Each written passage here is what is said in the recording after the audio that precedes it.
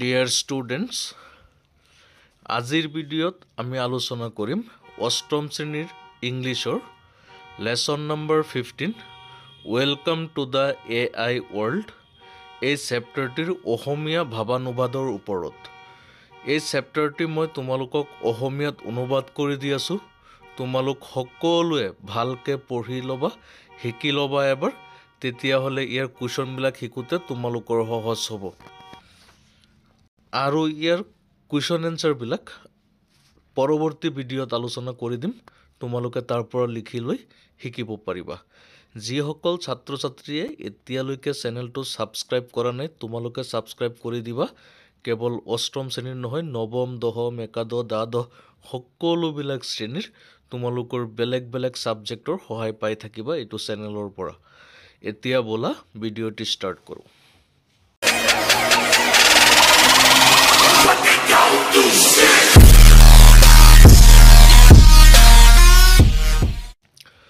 Welcome to the AI world. AI ৱৰ্ল্ডলৈ স্বাগতম। Turn on the TV Alexa. Alexa, টিভিটো on কৰা। I want to ৱাটছ the BBC news. মই BBC news চাব বিচাৰোঁ। এলেক্সা ডাজ, লগে লগে এলেক্সাই কৰি দিয়ে। এণ্ড নাও switch on the fan and lock the ডোৰ। আৰু এতিয়া ফেনৰ ছুইচ অন কৰা, দুৱাৰখন বন্ধ কৰি দিয়া, লক কৰি দিয়া। Alexa will obey all your instructions. এলেক্সাই আপোনাৰ সকলো নিৰ্দেশনা পালন কৰিব। উইদাউট এনি ডিলে, কোনো পলম নকৰাকৈ। If you have compatible smart home devices that you can control with your voice. যদি আপোনাৰ তেনেকুৱা এটা কম্পেটিবল ছিষ্টেম আছে, কম্পেটিবল ছিষ্টেম মানে হৈছে design to work with another device or system without modification. আপোনাৰ ভইচৰ দ্বাৰা যদি কণ্ট্ৰল কৰা থাকে, তেতিয়াহ'লে সেইটোৱে কৰি দিব, এলেক্সাই কৰি দিব। এতিয়া কথা হৈছে, তোমালোকে এলেক্সা চিনি পাইছানে? বিভিন্ন চিনেমাৰ জৰিয়তেও চাব পাৰা। কিছুমান কাম এলেক্সাই কৰি দিয়ে। এলেক্সা কল মাই ফ্ৰেণ্ড এনেকৈ কৈ দিয়াৰ লগে লগে ফোনটো লাগি যায়। এনেকুৱা আইফোনত এইটো বেছিকৈ ব্যৱহাৰ কৰা হয়, বা এক্সট্ৰা ডিভাইচ আছে ঘৰত আজিকালি ৰখা হয়। With the help of Alexa, এলেক্সাৰ সহায়ত you can easily play music. তুমি সহজতে মিউজিক বজাব পাৰিবা। গেট ৱেডাৰ আপডেটছ, বতৰৰ জাননী পাবা। অৰ্ডাৰ গ্ৰ'চাৰিজ, বিভিন্ন সামগ্ৰী অৰ্ডাৰ কৰিব পাৰিবা। এণ্ড ছ' অন, আৰু বহুতো। Alexa is not only a voice assistant. Alexa কেৱল মাত্ৰ ভইচ এছিষ্টেণ্ট নহয়, but it's also' an AI engine. এইটো AI ইঞ্জিনো হয়। What is AI or artificial intelligence? AI বা আৰ্টিফিচিয়েল ইণ্টেলিজেঞ্চ কি? AIৰ সম্পূৰ্ণ নাম তোমালোকৰ পৰীক্ষাত আহিব, মনত ৰাখিবা। Artificial intelligence. It's a term use for the intelligence of machines or software. এইটো এটা টাৰ্ম যিটো বিভিন্ন মেচিন বা ছফ্টৱেৰৰ ইণ্টেলিজেঞ্চৰ কাৰণে প্ৰয়োগ কৰা হয়। AI has already entered our lifestyles in various daily activities. AI আজিকালি কি হৈছে, আমাৰ দৈনন্দিন বহুতো কামত ব্যৱহাৰ হ'বলৈ ধৰিছে। লাইক ছ'চিয়েল মিডিয়া, যেনে সামাজিক মাধ্যম, e banking, chatbots, health care, gaming, navigation, self driving vehicles, facial recognition technology etcetera. এইকেইটাও তোমালোকে মনত ৰাখিব লাগিব। আজিকালি কি কি কামত AI ব্যৱহাৰ কৰা হয়। ইয়াত যিকেইটা কাম দিছে, ই বেংকিংটো তোমালোকে গম পাইছা। আজিকালি মোবাইলৰ জৰিয়তে যিবিলাক বেংকিং কৰা হয়, অনলাইনৰ জৰিয়তে কৰা হয়। তাৰপিছত চাটবৰ্ড, চাটবৰ্ড মানে হৈছে ৰবটৰ দ্বাৰা যিবিলাক কথা কোৱা হয়। তাৰপিছত হেল্থ কেয়াৰ স্বাস্থ্য বিভাগত গেমিঙত নেভিগেশ্যনত এইবিলাকত ব্যৱহাৰ কৰা হয় নাও AI is the backbone of technological progress প্ৰযুক্তিগত উন্নয়নৰ মেৰুদণ্ডস্বৰূপ হৈ পৰিছে AI বৰ্তমান বা এতিয়া AI টেকনলজি জগতৰ মেৰুদণ্ডস্বৰূপ হৈ পৰিছে advanced AI machines have human like cognitive abilities যিবিলাক এডভান্সড AI আছে সেইবিলাকৰ কগনেটিভ এবিলিটিছ আছে মানুহৰ নিচিনা কাম কৰিব পৰা ক্ষমতা আছে ইণ্টেলেকচুৱেলিটি আছে it includes capabilities like language interpretation আৰু সেই কগনেটিভ এবিলিটিছ কি তাৰ অন্তৰ্গত বিষয়বিলাক হৈছে কোৱা হৈছে যিকোনো ভাষা ইণ্টাৰপ্ৰিটেশ্যন কৰিব পাৰে অনুবাদ কৰিব পাৰে পেটাৰ্ণ ৰিকগনাইজেশ্যন আজিকালি যিবিলাক মোবাইলত বা অন্যান্য দুৱাৰ খিৰিকীত যিবিলাক লক থাকে পেটাৰ্ণত সেইবিলাক knowledge acquisition etcetera it also has the capability like solving real world problems ইয়াৰ এইটো দক্ষতা আছে কেপেবিলিটি আছে যিবিলাকে ৰিয়েল ৱৰ্ল্ড প্ৰব্লেমছবিলাক চল্ভ কৰিব পাৰে ফৰ এক্সাম্পল এতিয়া হৈছে ৰিয়েল ৱৰ্ল্ড প্ৰব্লেম কোনবিলাক self driving cars use AI to analyse sensor data যিবিলাক সেল্ফ ড্ৰাইভিং কাৰ আছে সেইবিলাকে সেন্সৰৰ জৰিয়তে ডাটা এনালাইজ কৰে মেক ৰিয়েল টাইম ডিচিশ্যন ল'ব পাৰে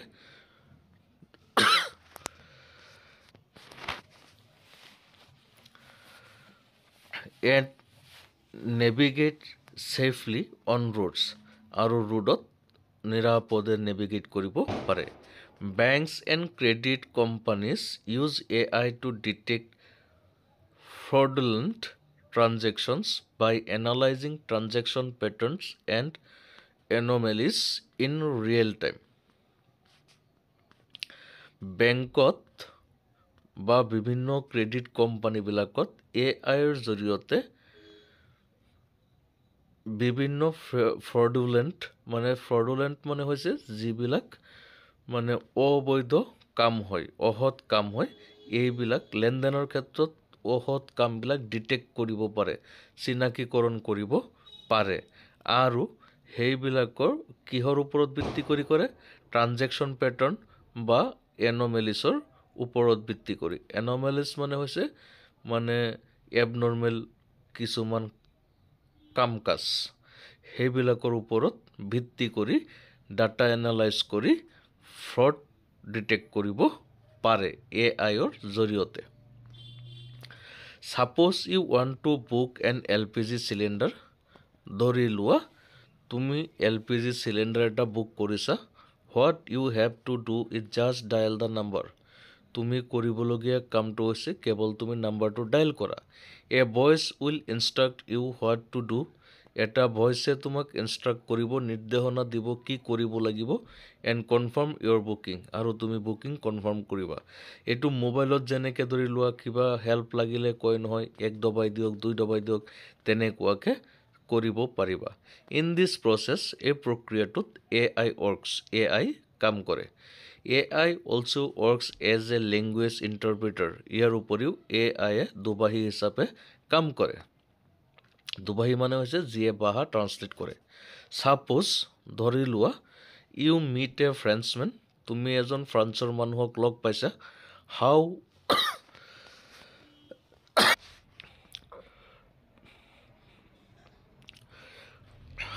will you communicate with him তুমি তেওঁৰ লগত কেনেকৈ যোগাযোগ কৰিবা ডোন্ট ৱৰি চিন্তা নকৰিবা AI will help you AI তোমাক সহায় কৰিব It will translate French into English এইটোৱে মানে AI ফ্ৰেঞ্চ ভাষাক ইংলিছত ট্ৰান্সলেট কৰি দিব and you can easily communicate with the person আৰু তুমি সহজতে তেওঁৰ লগত ব্যক্তিজনৰ লগত কমিউনিকেট কৰিব পাৰিবা Google Translator is an example of an AI language translator. Google Translator হৈছে AI language translator এটা উদাহৰণ গুগলত তোমালোকে চাবা যদি আমি অসমীয়াত লিখি দিওঁ তেতিয়াহ'লে ইংৰাজীত ট্ৰান্সলেট হৈ যায়, ইংলিছত লিখিলে অসমীয়াত হৈ যায়, তেনেকুৱাকৈ।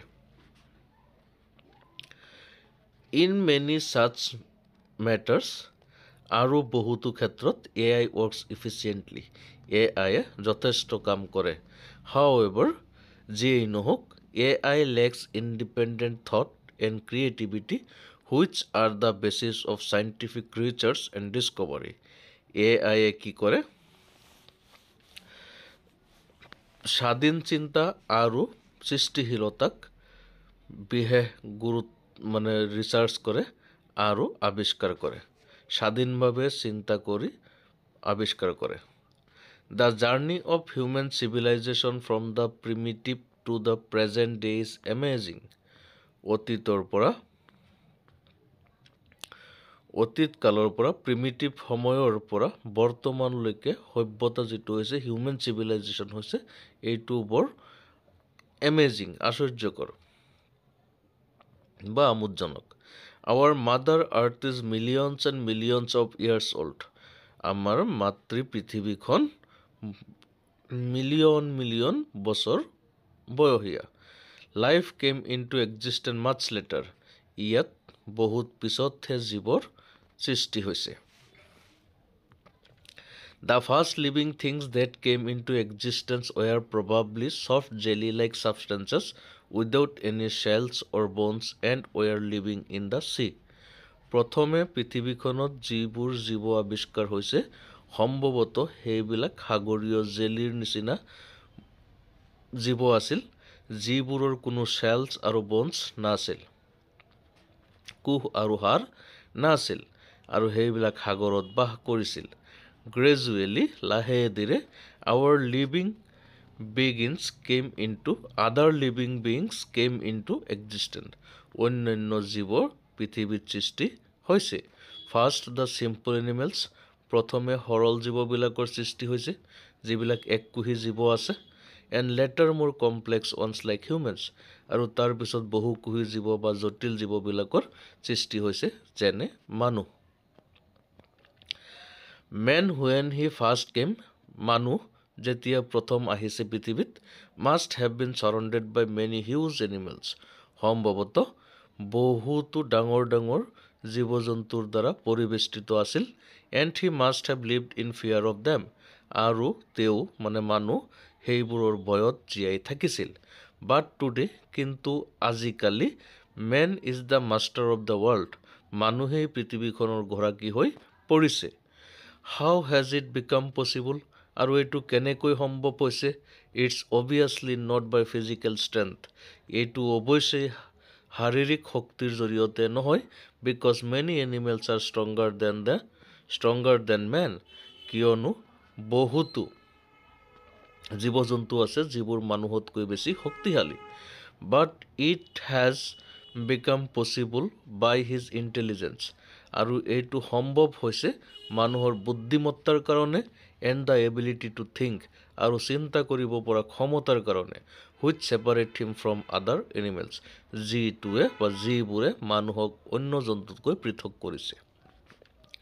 তাৰ মানেটো হৈছে মানুহৰ চিন্তা কৰিব পৰা ক্ষমতা আছে, বুদ্ধিমত্তা আছে, আৰু এই কাৰণেই অন্য জীৱ জন্তুতকৈ মানুহ শ্ৰেষ্ঠ।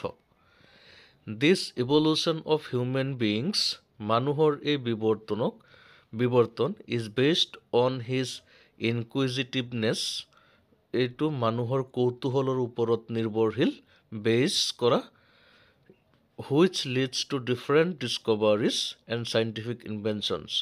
আৰু সেই কৌতূহলে কি কৰিছে? মানুহক বেলেগ বেলেগ আৱিষ্কাৰ সৃষ্টি কৰাত সহায় কৰিছে। From the discovery of fire to agriculture, জুইৰ আৱিষ্কাৰৰ পৰা খেতি বাতিৰ আৱিষ্কাৰলৈকে। ফ্ৰম ইলেক্ট্ৰিচিটি টু কম্পিউটাৰ্ছ, বিদ্যুতৰ পৰা কম্পিউটাৰলৈকে। And artificial ইণ্টেলিজেঞ্চলৈকে। এই যিবোৰ আৱিষ্কাৰ আজিলৈকে পৃথিৱীত হৈছে, সেই আটাইখিনি হোৱাৰ মূল বিষয়টো হৈছে মানুহৰ কৌতূহল আছে। যিকোনো নজনা কথা জনাৰ ইচ্ছা থাকে, আৰু এই ইচ্ছাই অভাৱেই মানুহক সৃষ্টিত অৰিহণা যোগাই আহিছে, আৰু তাৰ ফলতেই AIৰ সৃষ্টি হৈছে। AI is the latest invention by man.